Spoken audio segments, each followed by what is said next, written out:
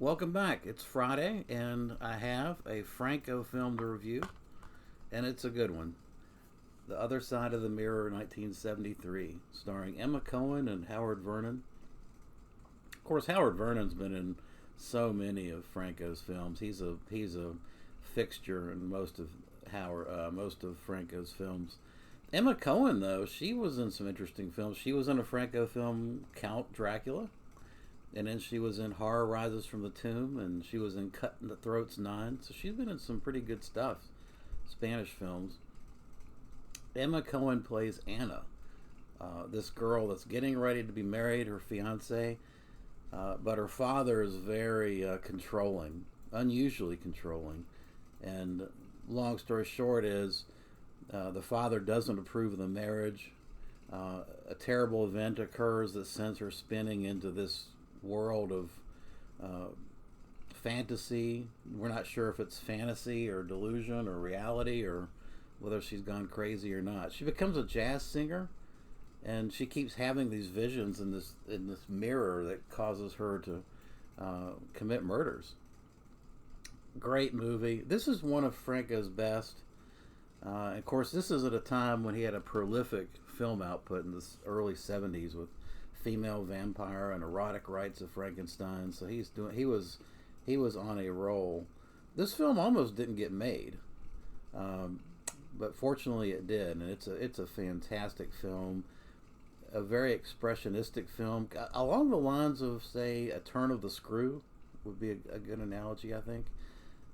Emma Cohen, I would have loved to have seen more films with Emma Cohen. And I'm going to revisit Count Dracula for the October Horror Challenge coming up because she's a fantastic actress.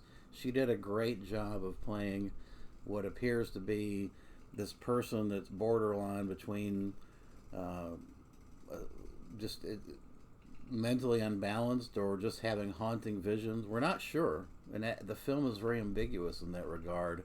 And it does it in a very subdued way. Uh, for Jess Franco, it's a very subdued delivery, and I think it works really, really well. At the end of the film, though, we get some question marks with regard to how the film wraps up that makes you think that there's more going on here than just in her head. But it's ultimately left up to the viewer to decide whether this is reality or fantasy or what have you.